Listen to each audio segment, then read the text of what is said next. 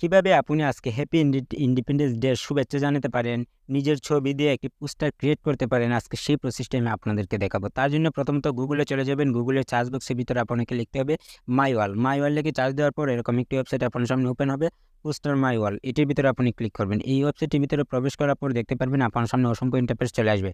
এখান থেকে আপনি যে কোনো একটি ক্যাটাগরি সিলেক্ট করে দিতে পারেন। আর যদি চান যে না, আমি নতুন করে একটি টেমপ্লেটের মাধ্যমে একটি পিকচার এডিট করবো, তাহলে এখানে আপনি দেখতে পারবেন 3 লাইন আছে, এটির ভিতরে আপনি ক্লিক করতে হবে।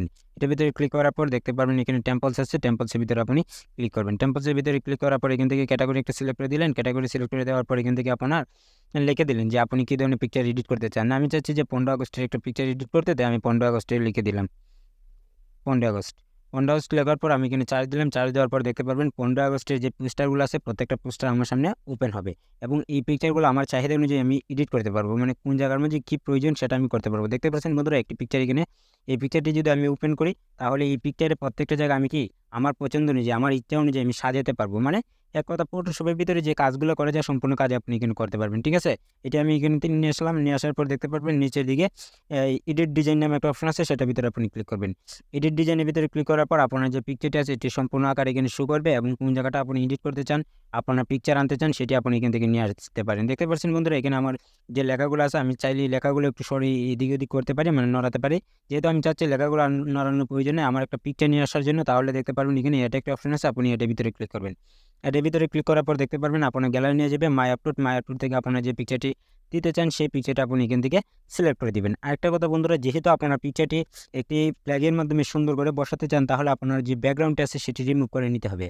একটি পিকচারকে কীভাবে ব্যাকগ্রাউন্ড রিমুভ করতে হয় তার জন্য আমার এই চ্যানেলে অসংখ্য ভিডিও আছে। তাছাড়া আপনি শর্টকাট বলে দিই, আপনি চলে যাবেন গুগলে। গুগলে যাওয়ার পর রিমুভ বিজি লেখার পর দেখতে পারবেন একটি ওয়েবসাইট চলে আসবে। রিমুভ বিজির ভিতরে গিয়ে আপনার পিকচারটি আপলোড করে দেবেন। আপলোড করে দিলে তারা সুন্দরভাবে ব্যাকগ্রাউন্ড রিমুভ করে দেবে। ব্যাকগ্রাউন্ড রিমুভ করে দেওয়ার পর এটা ডাউনলোড করে নিয়ে আসবেন।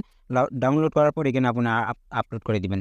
এটা দেওয়ার পর বন্ধুরা দেখতে পাচ্ছেন আমার যে পিকচারটি আছে এটি আমি পূর্বই ব্যাকগ্রাউন্ড রিমুভ করে রেখেছি। আমার যে পিকচারটি আছে সেটি আমি এখন আমার ইচ্ছা অনুযায়ী যে কোনো জায়গার মধ্যে আমি কি বসিয়ে নিতে পারি। ঠিক আছে বন্ধুরা, দেখেন আমি এখান থেকে আমার পিকচারটি বসিয়ে নিলাম। আমি একটু ক্রপ করে নিই, ছোটো বড় আপনার চাহিদা অনুযায়ী যতটুকু প্রয়োজন মনে বোধ হয় ততটুকু আপনি এখান থেকে করে নিতে পারেন। দেখতে পাচ্ছেন বন্ধুরা, তাহলে আপনার এখানে যে শর্ট ভিডিও আছে, যে পিকচারগুলো আছে, প্রত্যেকটা পিকচারে আপনি এখান থেকে এডিট করে নিয়ে আসতে পারেন। এভাবে আপনার চাহিদা অনুযায়ী যেটা খুশি এটাই করতে পারেন। এই পিকচারগুলো করার পরে আপনি চাচ্ছেন যে এই পিকচারটা এখন ডাউনলোড করবেন। ডাউনলোড করার পর জন্য দেখতে পারবেন যে ডাউনলোড একটা অপশন আছে, ডাউনলোডের ভিতরে আপনি ক্লিক করবেন।